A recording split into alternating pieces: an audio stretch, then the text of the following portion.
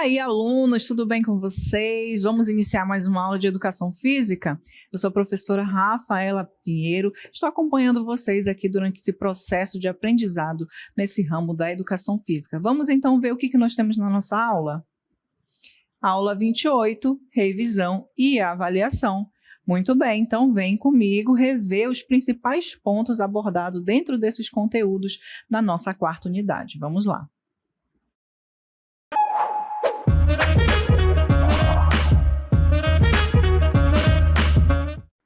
Muito bem, então para iniciar, né, esse momento de revisão, eu trago vocês novamente para esse ambiente aqui que vocês estão observando, que é conhecido como dojo de karatê. É um dojo com características aqui japonesas, né? É justamente o local onde os lutadores de karatê fazem aqui os seus treinamentos, né? Aperfeiçoam as suas técnicas de luta. E é considerado por eles aí um local sagrado. Tanto é que quando eles adentram nesse recinto, eles cumprimentam o professor, né, o seu mestre, e também reverenciam o local justamente por conta dessa conotação sagrada que eles dão a esse ambiente. Bom, agora falando sobre o karatê, vamos ver qual é a origem do nome karatê, qual é o significado que esse nome tem? Vamos ver. Você sabe o que significa karatê? É o mesmo que mãos vazias. Kara corresponde a vazio, enquanto T significa mão.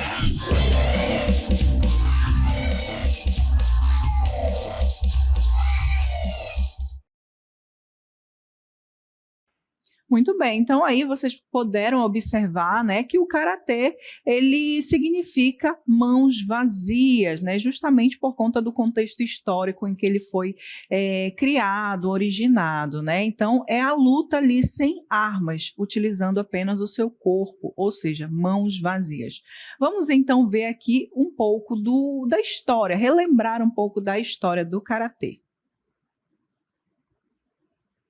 Muito bem, então a história do karatê vai dar início lá no século XVIII, na ilha de Okinawa, no Japão. Portanto, a gente já entende que o karatê é uma arte marcial, é uma luta que se originou no Japão, é uma luta japonesa, tá certo? E não usar armas originou o nome karatê, que significa mãos vazias, justamente porque naquele contexto histórico onde foi criado o karatê, eles viviam ali em momentos de guerra, né, onde um queria tomar o território do outro, ou seja, existiam diversos grupos que queriam ali dominar aquele lugar.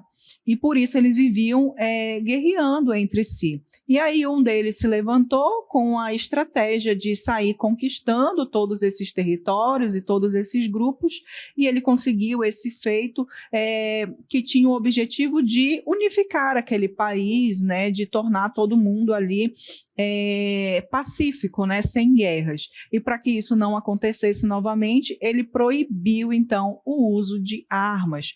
Portanto, aquela população tinha ali a necessidade de se defender de saqueadores, né, de pessoas que vinham ali roubar. E para isso eles começaram a desenvolver essas técnicas de lutas onde eles não se utilizavam mais de armas, apenas do seu próprio corpo. Com isso, então, surgiu o karatê. E ao longo da sua história, né, vários mestres ali, vários professores foram fazendo ali, tornando seus próprios estilos, tanto é que a gente pode dizer que o karatê não é uma luta única, né? Existem vários estilos ali que derivaram desse karatê que se originou nessa época ali na ilha de Okinawa. E como principais estilos do karatê, eu trago aqui para vocês o Shotokan, o Gojo-ryu, o Shito-ryu e o Ado-ryu. São os principais estilos de lutas do karatê que são executados nos dias de hoje. E agora, falando sobre a história do karatê aqui no nosso país, nós vamos ver um personagem aí super importante para essa chegada do karatê aqui no Brasil. Ele se chama, então, Mitsuki Arada, né, que é o sensei Shotokan, e ele foi responsável por trazer, né, o karatê aqui para o Brasil no ano de 1956, onde instalou ali o seu dojo lá em São Paulo. E a partir daí o karatê ele passou a ser conhecido aí no país inteiro, tá certo? Então, ele que deu o pontapé inicial dessa prática de luta aqui no nosso país. Agora, como objetivos, né, dessa luta, nós vamos ver que o karatê, ele ajuda a desenvolver habilidades físicas e mentais por meio da sua prática, né, dessa arte marcial. Atua também como defesa pessoal, lembrando que o karatê, ele foi originado, né, justamente para atender essa necessidade do povo se defender sem utilizar armas. Ajuda também na questão do autodomínio, da disciplina, que é super importante nesse contexto, né, de treinamentos de luta. Auxilia também, né, na construção dessa confiança ali do lutador, justamente porque no dia a dia do seu treinamento e nas competições também ele vai ganhando força, né, nessa confiança quando ele ultrapassa ali os seus limites, quando ele vence ali aquelas barreiras encontradas no seu cotidiano.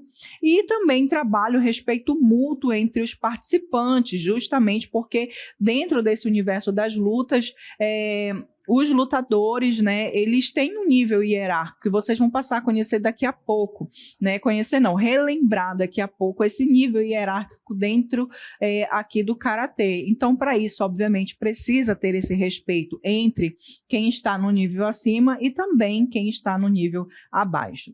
Como principais regras, nós vamos relembrar aqui a não agressão, né? Ou seja, eu não posso utilizar essas técnicas que eu aprendo para agredir outra pessoa simplesmente porque eu estou com raiva daquela pessoa, não posso fazer isso. Tenho que ter respeito, né, com o meu oponente, respeito no contexto geral, principalmente quando ali no meio dos treinamentos eu estou recebendo ordens, por exemplo, do meu professor, né, do meu mestre. Precisa também ter que seguir regras quanto ao equipamento utilizado, né, pelos atletas, e aqui a gente vai falar depois um pouquinho mais sobre isso. A questão da pontuação também, do tempo que se quer utilizado em cada confronto, dos árbitros e também do jogo limpo, que corresponde aí ao fair play, ok? Muito bem. Agora falando aqui sobre os equipamentos, né, que são utilizados para os confrontos do karatê, nós nos deparamos então com o kimono, né, que está muito bem representado aí através dessa imagem. E o kimono, ele recebe também o nome de karate-gi, né, que é justamente essa vestimenta que deve ser toda branca, não pode ter nenhum bordado, nenhuma listra, e acompanha aí essa faixa, né, que vocês vão ver já já a respeito das colorações que elas têm. Então, basicamente, o equipamento que o lutador vai utilizar é o karate-gi, ok? Mas nos confrontos aí oficiais, ele precisa também utilizar-se de alguns outros equipamentos de proteção, como no caso das luvas, né? Que existe a diferença entre as cores. Enquanto um lutador utiliza a luva azul, o outro vai estar utilizando a luva vermelha, ok? Muito bem, agora falando sobre o tipo de graduação, como é que aquele atleta ele vai progredir dentro do karatê, nós vamos nos atentar para essa faixa que é utilizada pelo lutador. Ela vai mudar de cor conforme ele for graduando, ou seja, conforme ele for subindo os degraus ali desse desenvolvimento durante o seu percurso ali no karatê. Bom, então começa ali pelo sem graduação, que utiliza a faixa branca.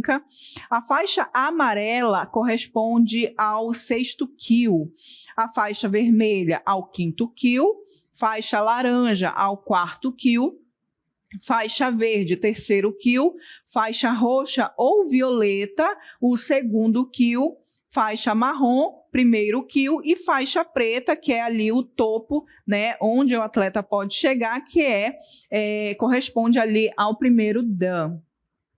Muito bem, então a gente conseguiu perceber aí como é que é a forma de evolução dentro do karatê. E o karatê, ele tem ali, durante, né, a formação daquele lutador, 3 pilares básicos que vão fazer com que aquele lutador ele cresça dentro do karatê. Então ele vai ser formado em cima desses 3 pilares, começando então pelo Kihon, que é o momento em que aquele lutador ele vai estar aprendendo as técnicas utilizadas dentro da luta do karatê, né? Então ele vai aprender ali como é que se fazem os golpes, né? Vai percorrer todo esse aprendizado. Uma vez que ele consegue, né, compreender todo esse processo, ele passa para o kata, que o kata significa ali como se fosse uma luta simulada, né? Então ele imagina ali vários adversários, né, vários lutadores ali competindo com ele, e ele vai encenando essas defesas e esses ataques. Então ali lembra muito uma encenação teatral acontecendo. Já o comitê é a luta propriamente dita, onde ele de fato vai confrontar-se ali com um adversário, ele vai colocar todo esse conhecimento que ele tem ali dentro daquele momento de combate, de luta, tá certo? Então o atleta ele é formado em cima aí desses 3 pilares, Kihon, Kata e comitê.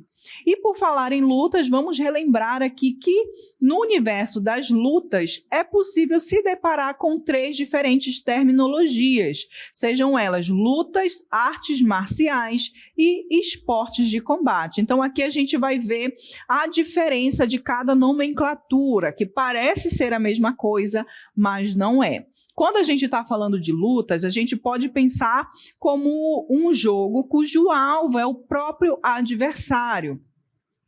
Uma prática que envolve ali uma oposição direta, que é diferente ali, por exemplo, do futebol e do basquetebol, que tem como objetivo principal fazer um gol ou fazer uma cesta. Então, nas lutas, a gente fala ali de confronto, de combate, onde eu tenho o meu oponente, eu vou me confrontar contra esse meu oponente, tá certo? Então, a luta ela tem essa característica. Agora, a gente vai relembrar aqui um pouco também o que caracteriza, então, e diferencia as lutas do esporte de combate.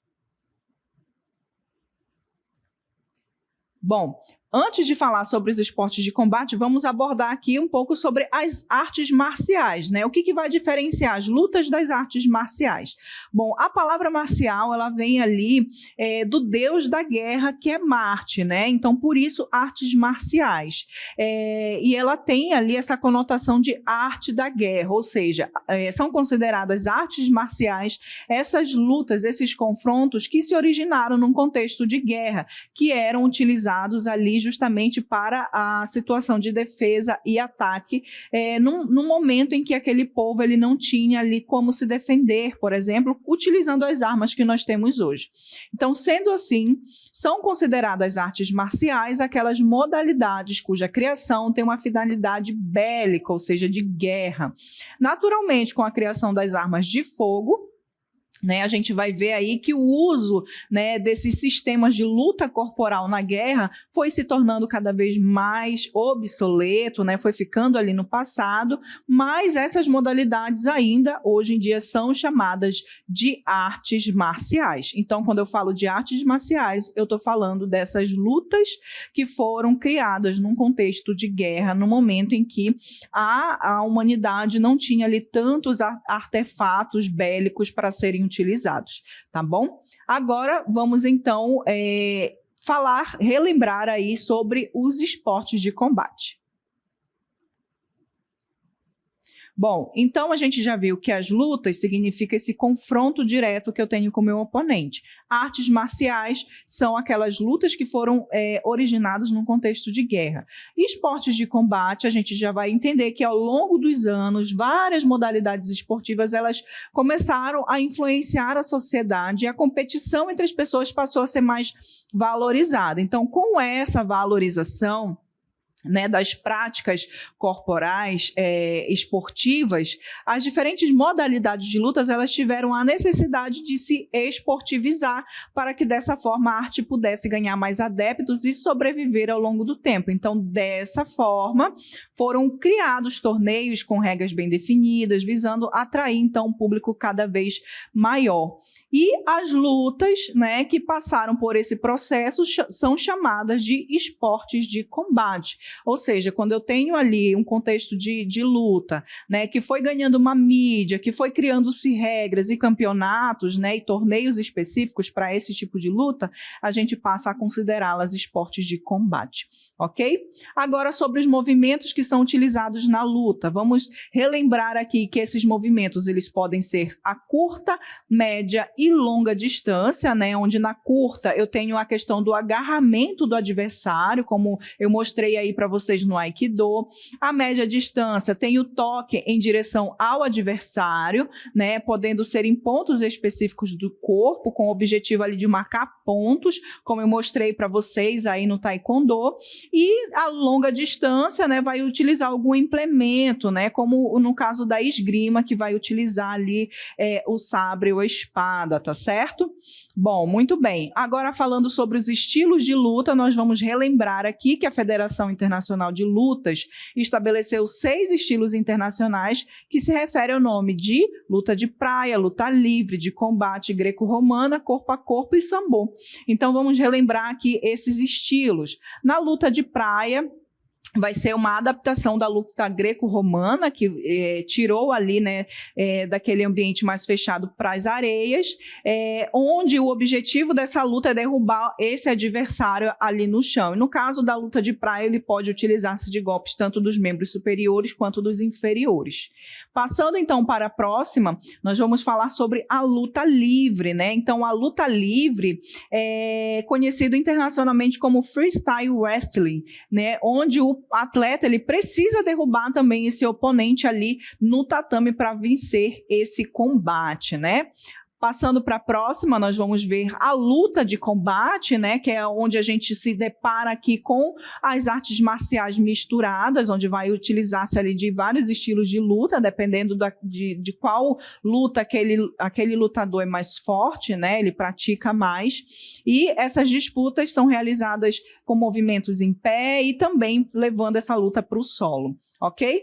Passando então, chegamos na luta greco-romana, que é uma luta muito antiga, né, que data ali desde os Jogos Olímpicos de 1896, e eles vão utilizar, né, os atletas vão utilizar equipamentos de proteção, e nesse caso não é permitida a utilização de golpes violentos, golpes baixos, e no combate greco-romano é proibido usar as pernas, diferente ali da luta greco-romana que foi adaptada para a praia, ok? Muito bem, então tem a luta também corpo a corpo, né, que é uma luta agarrada, como vocês observam aí na imagem, né, com o objetivo de fazer esse controle do corpo do oponente sem a utilização de golpes, ok?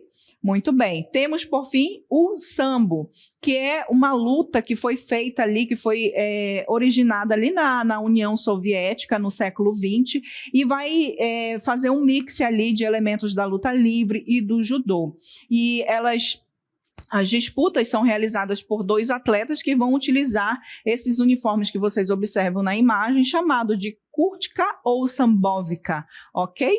Muito bem. Então, as artes marciais, relembrando aqui o conceito, com a esportivização e espetacularização das artes marciais, as práticas passaram a ser regulamentadas por instituições oficiais e a ter suas competições mediatizadas, que é aquilo que eu acabei de falar para vocês. Agora, apresentando as principais artes marciais existentes nos dias de hoje, nós temos o jiu-jitsu, o judô, o karatê, a capoeira, nós temos também o MMA, o boxe, o taekwondo, o kung fu, o muay thai, a esgrima, e temos também o aikido, como vocês vão olhar aí na cartela, né? Nós temos o aikido, o combato, né, o Krav Maga e o kickboxing, ok?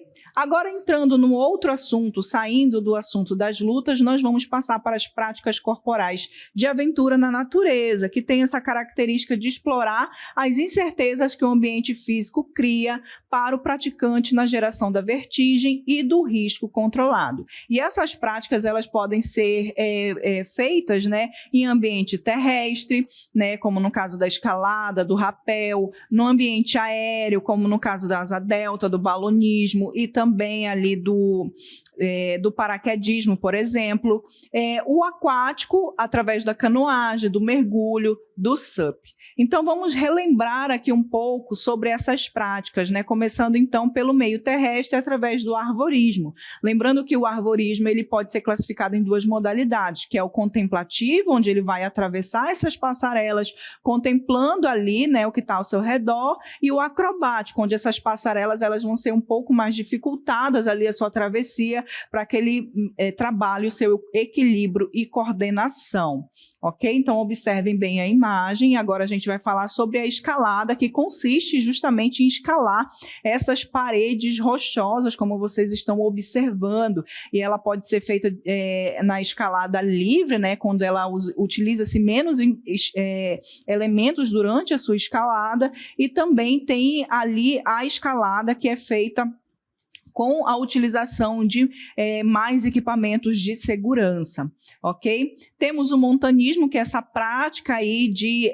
desbravar, né, as montanhas. Lembrando que a prática do montanismo ela pode juntar-se também em alguns trajetos com a escalada, dependendo do grau de dificuldade dessa trajetória. E o montanismo é considerado quando essa montanha, quando essa caminhada ela vai até 2.500 metros de altitude, ok? Muito bem, aí passou de 2.500 metros de altitude, a gente já entra numa outra categoria de montanismo, que é o alpinismo, onde vai exigir muito mais dos seus praticantes, muito mais experiência, equipamentos de proteção também muito mais utilizados, e no alpinismo a gente se depara aqui com a questão do ar rarefeito, justamente porque essa prática ela vai acima de 2.500 metros. Temos também o rapel, que consiste nessa descida aí de paredes rochosas ou também de cachoeiras, por exemplo, ok? Onde o praticante ele vai fazer essa descida, né, dessas paredes rochosas, das cachoeiras, utilizando-se desses equipamentos de segurança aí, como a corda que fica presa aí, por exemplo, na região da sua cintura. Temos também a corrida de orientação, e nessa prática de corrida de orientação, nós temos que ter em mente que esse praticante ele tem que ter habilidades como saber ler, né, aquele mapa específico, e também saber fazer a leitura da bússola, né, saber se guiar com a bússola, além de ter essa tomada de decisão ali durante esse trajeto, para que ele percorra uma rota mais, que ele consiga ali ter mais êxito na sua trajetória. Temos também o mountain bike, que é essa atividade que é feita aqui na utilização da bike, né? Então é uma prática do ciclismo que a gente traz aqui para esse contexto da natureza, ok? Onde ele vai ali percorrer trajetos completamente inesperados, né, onde ele vai poder explorar ali a natureza e também trazendo esse ar radical para a situação. Agora, falando sobre as práticas que são feitas no ar, nós falamos então da asa delta, né, que é um tipo de prática onde o praticante ele vai contemplar a natureza ao seu redor com o auxílio justamente desse equipamento que simula aí uma asa, né? Então ele tem essa tranquilidade ali durante essa trajetória de estar contemplando a natureza ao seu redor. É uma prática bem interessante, ok? Temos também o balonismo, né, que também é uma prática contemplativa, onde esse praticante ele vai estar dentro dessa cesta aí, que de primeira assim parece uma cesta pequena, mas não é, e aí vai ter uma labareda de fogo que vai estar jogando ar quente para dentro desse balão, que vai permitir essa trajetória acontecer enquanto os praticantes vão estar contemplando ali a paisagem, que com certeza deve ser muito interessante. Ok? Temos também o paraquedismo, que consiste nessa prática do praticante, né, ele saltar de um avião de pequeno porte ali em movimento, e durante a sua trajetória, em dado momento, ele vai abrir o paraquedas, que vai ali controlar essa descida, né, e aí ele vai poder curtir toda a adrenalina que provavelmente ele vai estar sentindo durante esse trajeto. Ok? Muito bem. E aí nós temos também, né, a próxima atividade que é feita no ambiente ali aéreo, né, que é justamente a tirolesa, que consiste nessa trajetória onde esse praticante ele vai estar ali preso, né, nesse cabo que vai estar fixado em duas partes ali diferentes, e aí ele vai fazer essa trajetória ali através dessa sustentação por meio desse cabo, né? Então acontece de uma maneira bem rápida também, né, com uma velocidade bem acentuada, mas é uma prática muito interessante de ser feita, né? Muito bem. Nós temos também outra atividade